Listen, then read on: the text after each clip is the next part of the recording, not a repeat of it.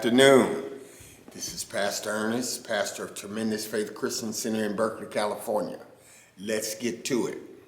Part 2 of spiritual responsibility. Very, very, very important. As you spiritually grow and mature spiritually, understand that you have spiritual responsibilities unto God. Absolutely. That benefits always someone else. It's going to always benefit someone else.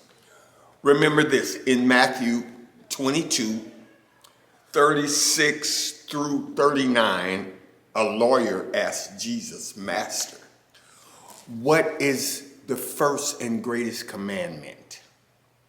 And Jesus knew he was trying to give him a trick question, so he just made it very clear. He said, you should love the Lord your God with all of your heart, all of your soul, and all of your mind.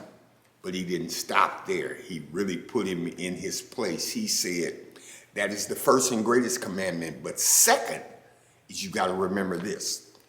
You should love your neighbor, other people, as you love yourself. Now it gets tricky because that is kind of a statement that if you really are not listening to it and growing spiritually, you will not understand how hard it is if we just blanketly look at it like we should try to love everybody else as we love ourselves.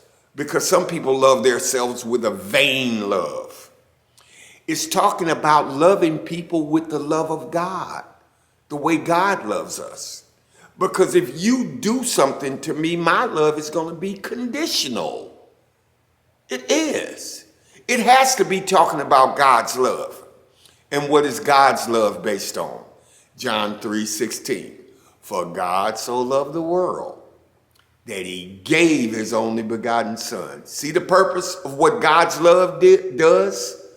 He gave his only begotten son. Why?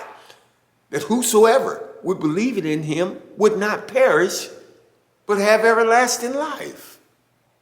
It was a purpose for God's unconditional love. It benefited everybody else around. Listen to this. Romans 13:8 says, owe no man or woman nothing but to show them God's love. It's the only thing you owe anybody is God's love.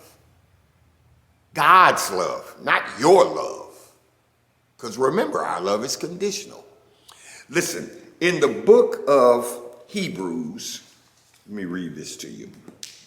10:24 and 25, it says, and let us consider one another to provoke unto love and to good works.